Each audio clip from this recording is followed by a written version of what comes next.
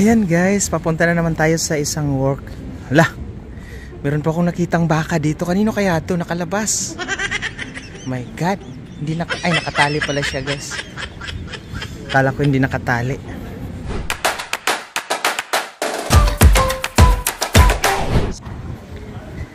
So dito ako magdaan papunta sa baba. Tinatawag na O-Ban. So dito tayo ngayon sa Bad Godesberg-Ban. So ang gamit ko ngayon guys ay Samsung.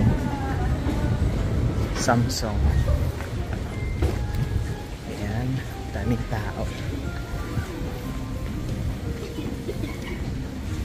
So maging maingat tayo dahil bawal po sila makagip sa kamera ayon sa batas po dito. Kasi pag mahagip sila tapos makita nila nasa video sila guys, pwede silang mag-file ng kaso sa'yo. At saka yun, magbabayad ka talaga without their permission. Lalo na pag mga bata guys, yun yung pinaka delikado dahil sa data privacy po dito sa Germany. Yan, so nag-aantay po tayo ng bus. Meron pa pong 6 minutes bago magdaan yung bus guys. Maganda pala pag cellphone yung gamitin mag-vlog, madali lang kaysa sa camera ko mabigat. Yan, 6 minutes. So 16 or 63 sa dalawa, both magdaan ng Hauptbahnhof. Hi guys, dito tayo ngayon sa city. So ngayon, meron pala ako ipakita sa inyo guys. Ngayong araw ay yung tingtapon ng ng mga ang tawag nito, mga cabinet, yung mga furniture. Pakita ko sa inyo guys. Oh, may ref. Yan, ref yan guys. Oh, iwan ko lang kung okay pa ba yan. Siguro okay pa. Tapos dito cabinet. Pwede yan i-assemble guys. Kasi na lang yan, na disassemble. Yan, may sapatos. Alam nyo, bumili pa naman ako ng ganito. Kung alam ko lang, hindi na ako bumili noon. Dito na ako kumuha. Mayroon pa dito. Ayan, cabinet din. Sa kusina to ba? Siguro yan ang pinaglagyan ng ref. At saka ito sa oven. Kung hindi ako tama ako guys. Oh, ito yung ref na nilagay dyan. Tapos ang oven dito, di ko alam kung nasaan. Baka okay pa. Yan. Sayang. Kung alam ko lang na mayroon silang itatapon. Wow, ang ref guys. Okay pa yata to siya.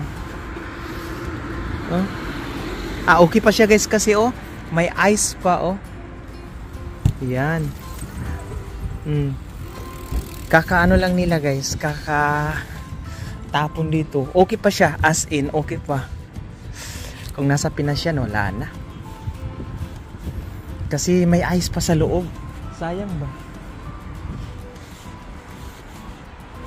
Pero guys, alam nyo ba, mamaya may niyan. Merong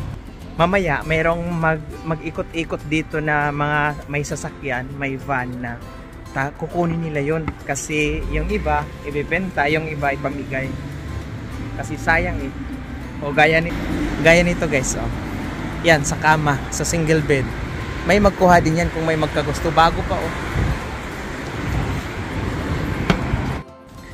Ayan guys, after ng work ko po, ako po ngayon ay pupunta muna sa Asian shop or Asian store at saka magbili ng kakailanganin ko po ngayong Sunday. So advance na ako ngayon magbili dahil bukas meron na akong ibang pupuntahan din na palengke. So ganun kahirap guys yung every time na mamalengke ako dahil hindi lahat ng pupuntahan ko nandun lahat. Kung ano yung wala sa isang tindahan, hahanapin ko sa isang tindahan na naman. Ganyan kahirap pag naghahanap ng Ricardos, lalo na kung pinakbit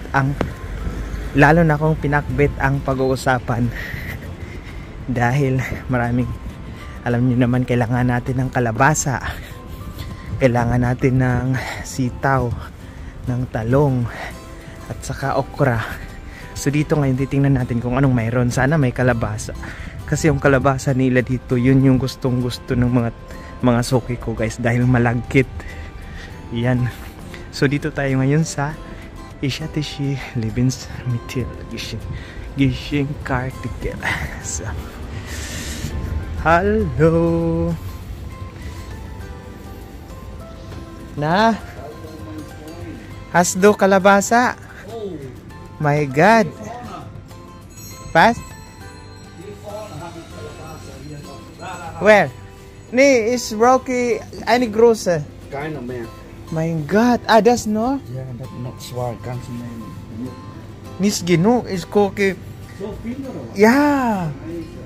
Wanneer du nog?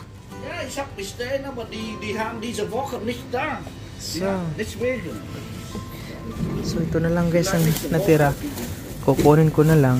So, is coffee das alles. Wie viel kostet? Oh. Viel. Hm? Nicht viel. Miss Fiel? Weißt du, das ist malagkit, ja? Aber diese immer. Ja. Diese.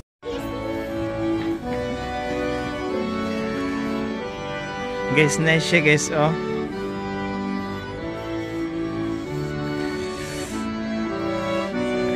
Next naman, pangkasal yung ano nila.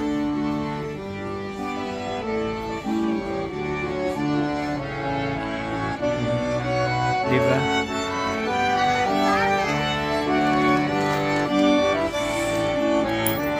Meron lang akong na ano ba? Meron lang akong na remember.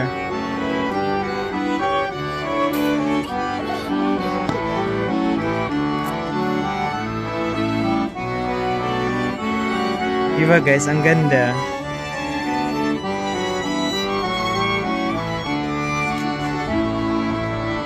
Bigyan ko sila mamaya ng coins after ng video ko.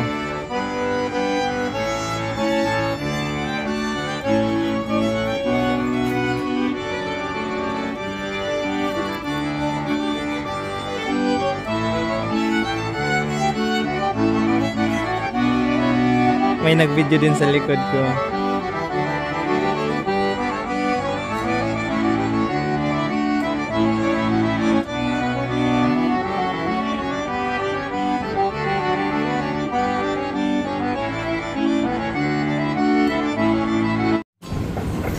So ngayon, dito na naman tayo sa supermarket na tinatawag Galleria. Medyo may kamahalan dito guys. Pero pag pumupunta ako dito, doon lang ako pumupunta sa supermarket. Kasi may tinitingnan ako minsan, may mga anggibot sila or tinatawag na sale. Ayan. Ang daming mga benta sila dito na gamit guys. Pero mga mahal talaga. Pero mga branded. Itong mga ano dito, kadalasan mga bio. Ano ba yun sa... yung walang halong chemical ba? Yun yung tinatawag na bio dito.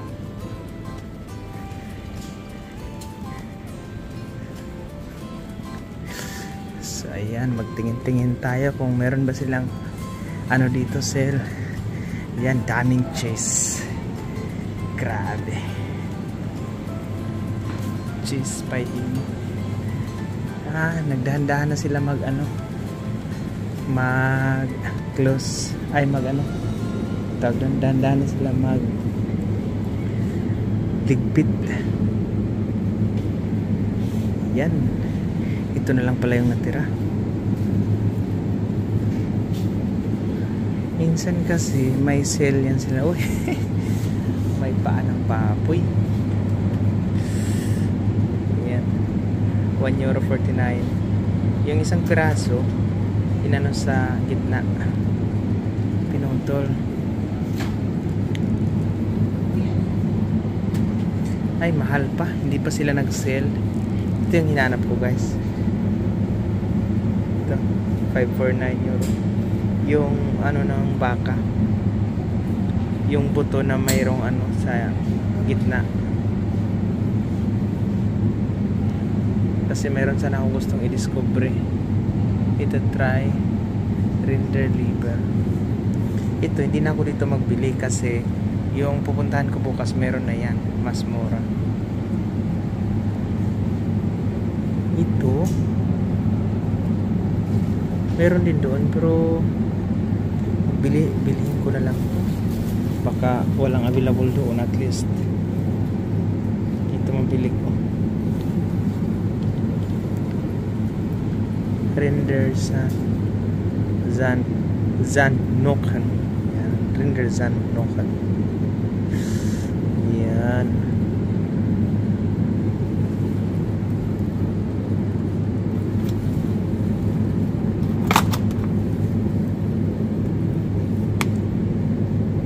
Meron lang akong gustong gawin.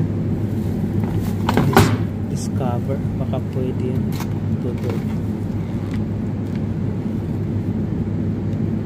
Ito na lang.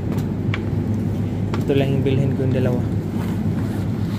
Yung tuwalya ng baka at saka ito. Meron lang akong gawing sauce. Ito sa ano, buto-buto. Ito try ko. Ito yung litson nila dito, guys. Masarap.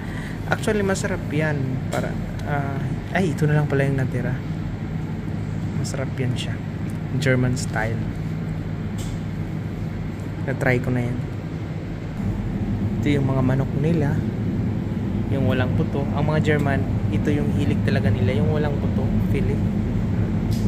Gusto nila yung kakainin nilang diretso na walang mga buto-buto. Pero tayong mga Pinoy, mahilig tayo sa may buto. May anuhin tayo o usapin. Ayan. Gaya nito guys, oh, 30% na lang. So from €3.29 less 30% pa yan.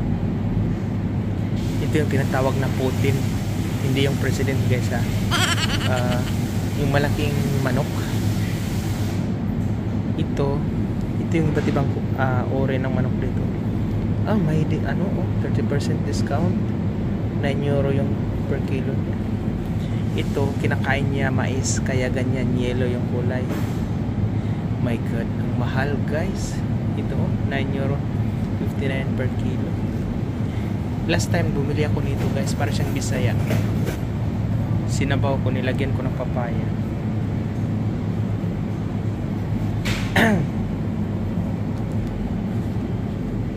Ayan, ito yung mga ano nila dito. Mga hotdog.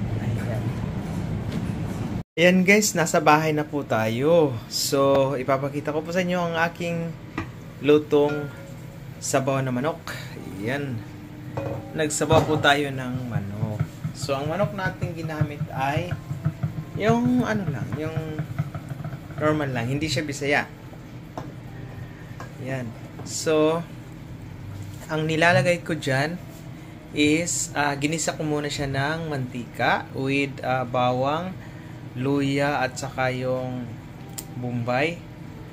Tapos ayan, yung mantika na gamit ko guys ay olive oil. So after kong gisahin, inano ko muna siya ng konti, tinakpan ko muna, tapos siguro mga 5 minutes bago ko binuksan ulit, saka ko nilagyan ng tubig. So ang nilagay ko dyan is papaya guys. Grabe ang mahal ng papaya dito sa Germany.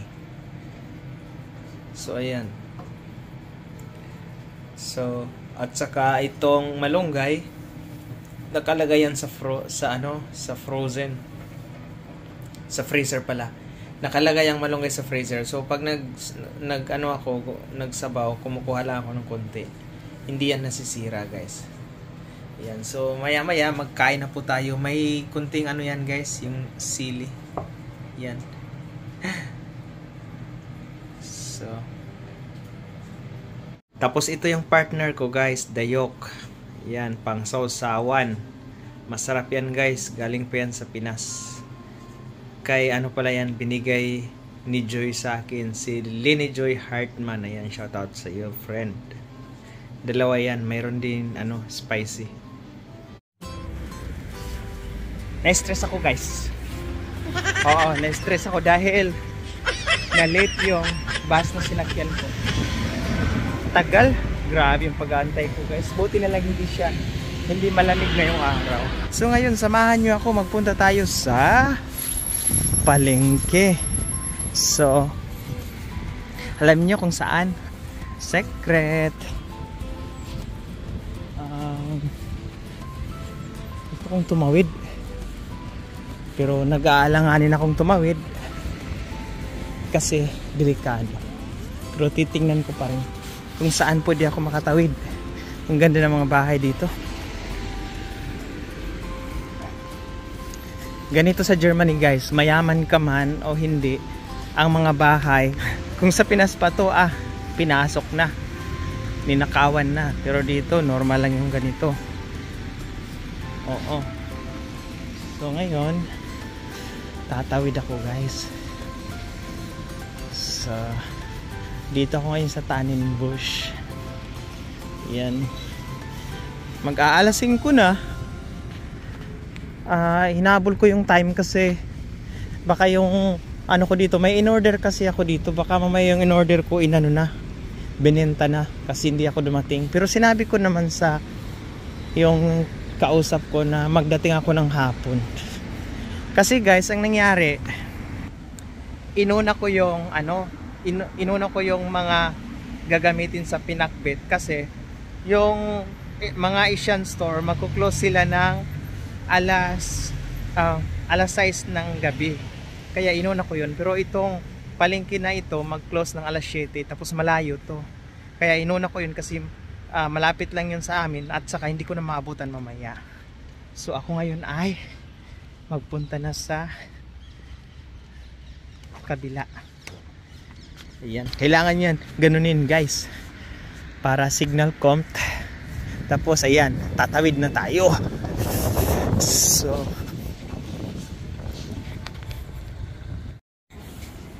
kailangan kong bumili ng kalabasa guys.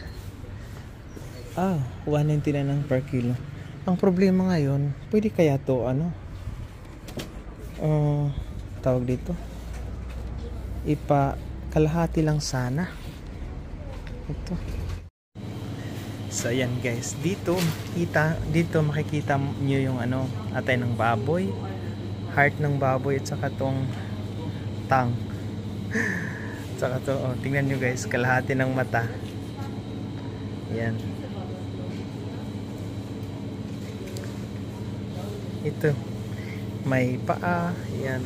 Ito pag mag-crispy pata. Dito ako bumibili guys. Kunti na lang yung nila, yung tiyan ng baboy.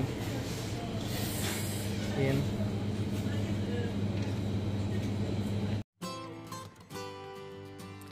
Ayan guys, kasalukuyang nasa bahay na po tayo. So ngayon guys ay gumawa po ako ng papaya salad. So yung papaya salad na ginawa ko guys ay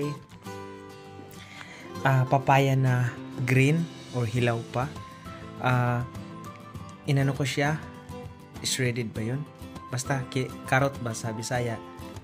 Carrot or shredded, tapos nilagyan ko siya ng asin. At saka pinaano ko siya ng mga 3 minutes yata or 5 minutes, 3 to 5 minutes. Nilagyan ko ng asin tapos pinabayaan ko, tapos hanggang sa ginanon-ganon ko guys, tapos hinugasan ko ng 3 beses. Tapos ngayon ihalo ko siya dito sa dito sa sardinas ba. Yan. So na-miss ko lang yung kabataan ko guys, na wala talaga kami. Ito yung inulam namin. Tapos itong sardinas pala, ang nilagay ko dito is yung tawag dito, vinegar, at saka bombay, tapos sibuyas dahon, at saka sili, at saka mayroon din to siyang kalamansi in liquid guys. So ngayon i-mix ko na to. Tapos mayroon din siyang spicy. Kasi masarap kasi guys pag spicy yung kinakain, kasi siya parang kung tawag doon, appetizer. So ngayon guys i-mix ko na siya. Ganun lang siya. Nasa sa inyo na po kung nyo to siya, yung tawag doon, durugin nyo ang sardinas o hindi. Ako minsan dinudurog ko para ano talaga siya.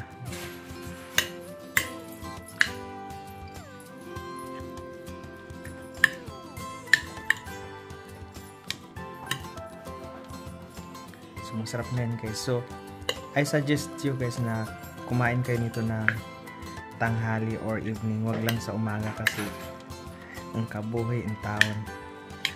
Kasi sardinas to eh. Kaya hindi ako kumakain pag morning ng sardinas. Maliban lang pag ano, may egg. Yan. I-mix lang natin siya. Meron din iba na gumagawa ng salad na papaya, yung ano, yung malapit na siya. So ngayon guys, titikman na po natin ang ating ginawang papaya salad with sardines or sardinas. Basta, tinapa. So ito siya guys, oh. Yan. So ngayon, titikman natin guys kung masarap na ba, tama na ba yung asin.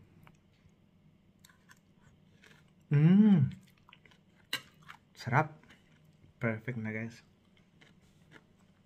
Gusto nyo din tikman?